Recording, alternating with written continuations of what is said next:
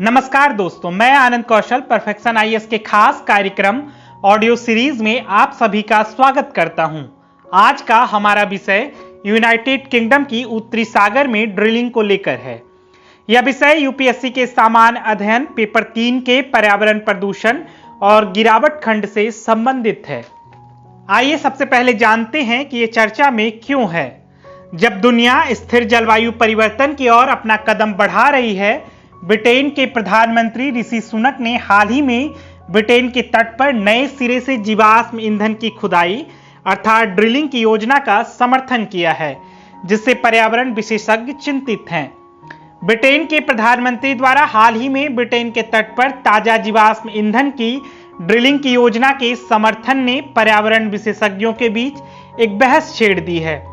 जलवायु परिवर्तन के बारे में वैश्विक चिंताओं के बीच यह निर्णय स्थिरता के प्रति देश की प्रतिबद्धता और जलवायु लक्ष्यों पर इसके प्रभाव पर सवाल उठाता है। चूंकि उत्तरी सागर संक्रमण प्राधिकरण, जो तेल, गैस और कार्बन भंडारण उद्योगों को विनियमित करने के लिए जिम्मेदार है, अपना 33वां अपतटीय तेल और गैस लाइसेंसिंग दौर आयोजित कर रहा है। इस कदम से ब्रिटेन को अधिक ऊर्जा स्वतंत्र होने में मदद मिलेगी। आइए सबसे पहले इसमें जानते हैं कि उत्तरी सागर के बारे में।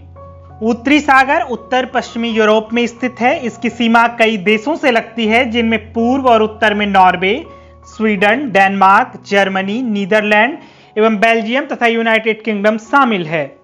यह डॉबर जल संधि और इंग्लिश चैनल द्वारा अटलांटिक से जुड़ा हुआ है। साथ ही अकॉर्नी व सेटलैंड द्वीपों एवं नॉर्वे के मध्य सीधा महासागर में मिलता है। आइए अब जानते हैं इस पूरी परिचर्चा में प्रयोग होने वाले अपतटीय ड्रिलिंग के बारे में। अपतटीय ड्रिलिंग मुख्य भूमि पर स्थित भंडार के बजाय पृथ्वी के महासागरों के नीचे स्थित भंडार से पेट्रोलियम निकालने की प्रक्रिया है। समुद्र के अंदर तेल और प्राकृतिक गैस के लिए ड्रिलिंग की प्रक्रिया जमीन पर ड्रिलिंग की तुलना में कहीं अधिक चुनौतीपूर्ण होती है। पारंपरिक कुओं की तुलना में अपतटीय ड्रिलिंग में निष्कर्षण, परिवहन और पर्यावरण संरक्षण सभी तुलनात्मक रूप से अधिक कठिन है। इस प्रक्रिया को और अधिक सरल बनाने के प्रयास में पेट्रोलियम कंपनियों ने इस निष्कर्षण की सहायता के लिए अपतटीय तेल प्लेटफॉर्म विकसित किए हैं। अपतटीय ड्रिलिंग समुद्र तल में मौजूद तेल और गैस के भंडार तक पहुंचने के लिए एक खुदाई की प्रक्रिया है। आइए पृष्ठभूमि के बारे में जान लेते हैं। महाद्वीपीय जलमग्न सीमा पर 1958 का जिनेवा कन्वेंशन पहला अंतर्राष्ट्रीय कानून था, जिसने समुद्र तट से सटे महाद्वीपीय सीमा पर देशों के अधिकारों को स्थापित किया और उत्तरी सागर में अन्वेषण का मार्ग प्रशस्त किया। ब्रिटिश पेट्रोलियम को 1964 में पहला अन्वेषण लाइसेंस प्रदान किया गया, जिससे अगले वर्ष प्राकृतिक गैस की खोज हुई। अगले वर्षों में अन्वेषण गतिविधियों और तेल प्लेटफॉर्मों की स्थापना में वृद्धि देखी गई। 1988 में पाइफर अल्फा आपदा ने महत्वपूर्ण सुरक्षा सुधारों को प्रेरित किया। महाद्वीपीय सेल्फ जिनेवा कन्वेंशन से जुड़ा है। 1964 में यूके संसद के महाद्वीपीय सेल्फ अधिनियमन ने समुद्र तल के नीचे तेल और गैस संसाधनों पर देश के अधिकार क्षेत्र को स्थापित किया।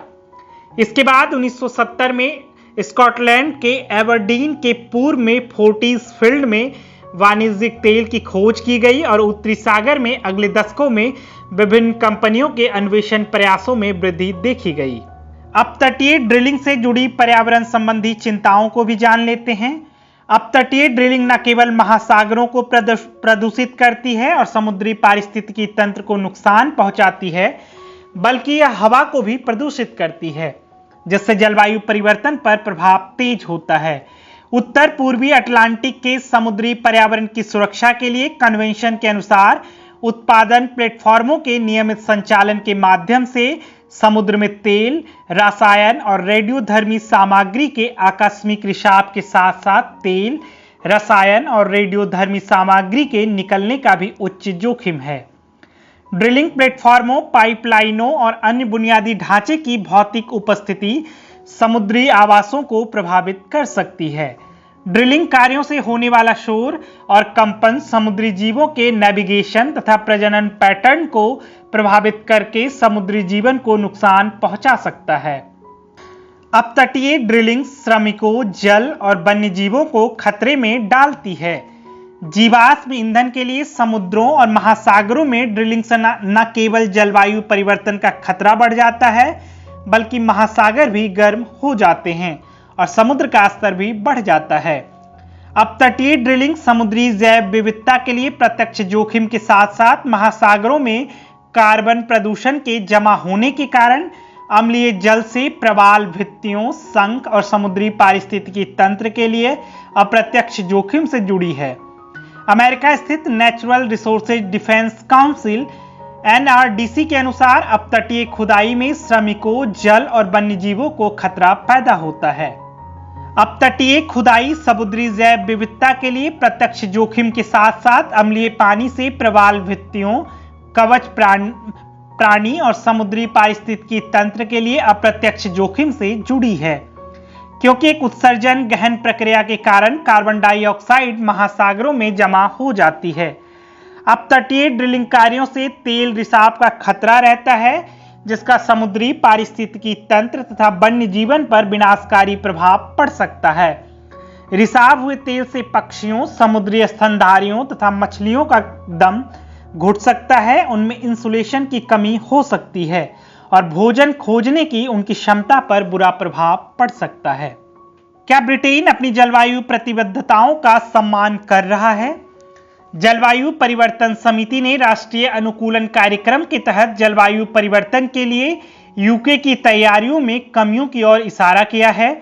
जलवायु परिवर्तन समिति के मूल्यांकन ने जलवायु जोखिमों को दूर करने के लिए अनुकूलन उपायों के पर्याप्त कार्यान्वयन की कमी पर प्रकाश डाला। राष्ट्रीय अनुकूलन कार्यक्रम वैधानिक कार्यक्रम है, जिनका पालन सरकार को देश को जलवायु परिवर्तन के लिए तैयार करने में मदद के लिए किया जाता है, जैसा कि जलवायु परिवर्तन अधिनियम के तहत आवश्यक है।